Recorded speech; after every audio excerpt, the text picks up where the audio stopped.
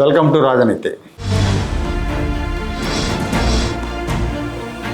Liquor కేసులో bail మీద బయటకు వచ్చిన తర్వాత రాజంపేట ఎంపీ వైసీపీ నాయకుడు మిథున్ రెడ్డి మొదటిసారిగా మీడియాతో మాట్లాడారు.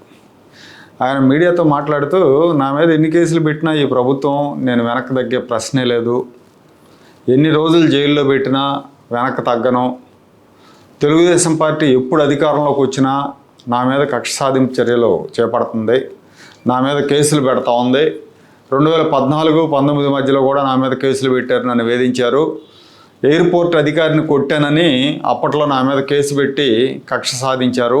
అలాగే నేను ఇంజనీరింగ్ చదివేటప్పుడు కూడా తెలుగుదేశం ప్రభుత్వం నా మీద కేసు పెట్టిందని ఆయన చెప్పుకొచ్చారు. ఈ మద్యం కేసు కూడా అలాంటిదే, నా మీద కక్ష కట్టి కేసు పెట్టాడు, చంద్రబాబు నాయుడు ప్రభుత్వం కేసు పెట్టిందని చెప్పి అన్నాడు. చంద్రబాబు నాయుడు గారు నా మీద కేసులు పెట్టి సాధించేది ఏమీ లేదు, నా తల్లిదండ్రులను మనోవేదనకు గురి చేయడం తప్ప వాళ్ళేం సాధించలేరని చెప్పారు. అలాగే జైల్లో తనని టెర్రరిస్ట్నో ఉగ్రవాదినో చూసినట్టు చూశారు, టెర్రరిస్ట్నో ఉగ్రవాదినో నిర్బంధించారు.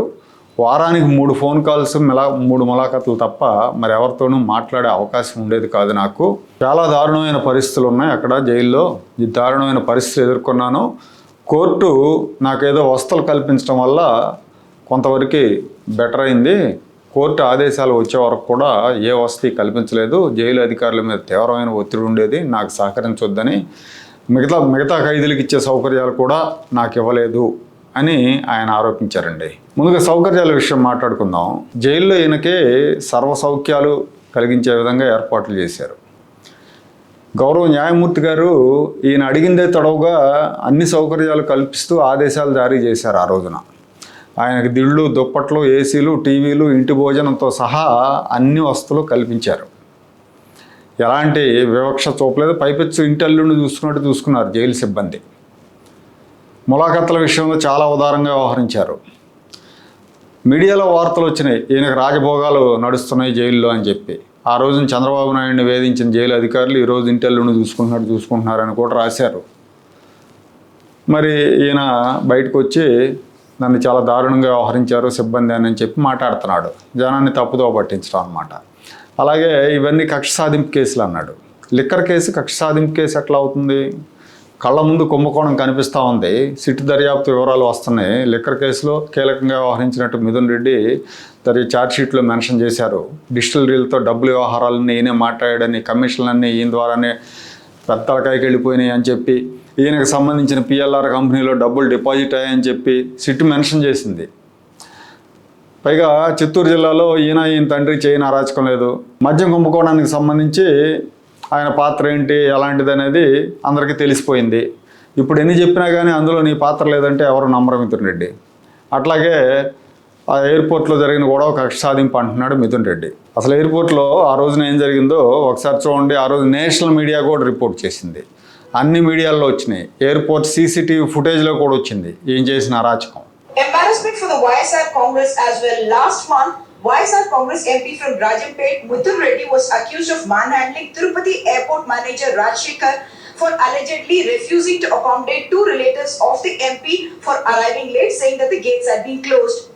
The YSR Congress as well as Jagan Mohan Reddy had said that this is politically motivated, that the accusations are false. CCTV footage has now emerged of what happened inside Tirupati Airport on the 26th of November, and that seems to suggest that the MP and his henchmen in fact did manhandle this airport manager. What we are also being told is that medical reports are available. In fact, NDTV has a copy of the medical report which says that the airport manager was not just slapped, he in fact suffered fractures because of the assault on him. The sections under which the cases are being booked have now been. అదండి సంగతి. ఈయన నేను ఏమి ఎరుగుని శుద్ధపూసని, నేను మనిషిని ఎలా కనపడతానో ముద్దపప్పులాగా అలాంటి ముద్దపప్పునని చెప్పుకున్నాడు. నాకేం తెలియదు అన్నాడు.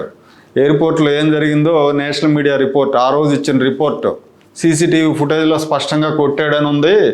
తర్వాత మేనేజర్కి మామూలుగా స్లాబ్స్ కాదు, చంపదెబ్బలు కాదు కొట్టింది, వీళ్ళ దెబ్బలకు అతనికి మల్టిపుల్ ఫ్రాక్చర్స్ అయినాయి అని చెప్పారు. ఆ రోజున జగన్మోహన్ రెడ్డి ఆ ఎయిర్పోర్ట్కి వచ్చాడు, ఆయనకు స్వాగతం చెప్పడానికి వీళ్ళంతా వెళ్ళారు, మందలను వేసుకొని వీడ్కోలకో స్వాగతానికి వెళ్ళారు. అది అయిపోయిన తర్వాత వీళ్ళు ఢిల్లీకి వెళ్ళాలి. ఆ సమయంలో ఎయిర్ ఇండియా మేనేజర్తో గొడవ అయింది. ఆ గొడవ సందర్భంగా దాడి చేశారు. 2015 నవంబర్ 26న ఎయిర్ ఇండియా మేనేజర్ రాజశేఖర్ అనే వ్యక్తి మీద దాడి చేశారు. చెవిరెడ్డి భాస్కర్ రెడ్డి, పెద్దిరెడ్డి మిథున్ రెడ్డి, బిఎఫ్ మధుసూదన్ రెడ్డి ఉన్నాడు. ఇంకో 14 మంది మీద కేసులు పెట్టారు. ఇంకో 13 మంది మీద కేసులు పెట్టారు ఆ రోజున. ఏంటి విషయం అంటే, మిథున్ రెడ్డి ఆయన బంధువులు ఇద్దరు ఢిల్లీ వెళ్ళడానికి వచ్చారు, లేటుగా వచ్చారు. ఆయన బంధువులు ఇద్దరు లేటుగా వచ్చారు. ఎయిర్ ఇండియా వాళ్ళు టైం అయిపోయిందని గేట్ వేసేసారు. గేట్ తీయమని ఎంపీ అడిగితే మేనేజర్ టైం అయిపోయిందని చెప్పాడు. కుదరదని చెప్పడంతో ఒకసారిగా అతని మీద దాడి చేశారు. దాడి చేసి కొట్టారు. అతనికి మల్టిపుల్ ఫ్రాక్చర్స్ అయినాయి. మెడికల్ రిపోర్ట్ కూడా ఉంది, సీసీటీవీ ఫుటేజ్ కూడా ఉంది, మీడియాలో వార్తలు వచ్చినాయి. ఆ తర్వాత ఎప్పుడూ అరెస్ట్ అయ్యాడు ఈయన.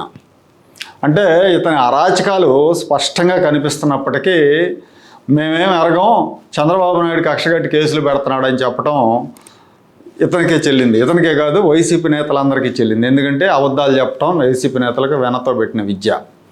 ఇది మంచి ప్రభుత్వం కాబట్టి వాళ్ళు బయటకు వచ్చి ఏదైనా మాట్లాడగలుగుతున్నారు. వీళ్ళ అరాచకాలు, అవినీతి, అన్యాయాలు ప్రజలు అంత సులభంగా మర్చిపోరు. ప్రజలు మర్చిపోయినా నాలాంటి వాళ్ళు గుర్తు చేస్తూనే ఉంటారు. ఇలాంటి వాళ్ళు ప్రజా జీవితంలో ఉండకూడదు, రాజకీయాల్లో ఉండకూడదు. వీళ్ళందరికీ కూడా కఠినంగా శిక్షలు పడాల్సిందే.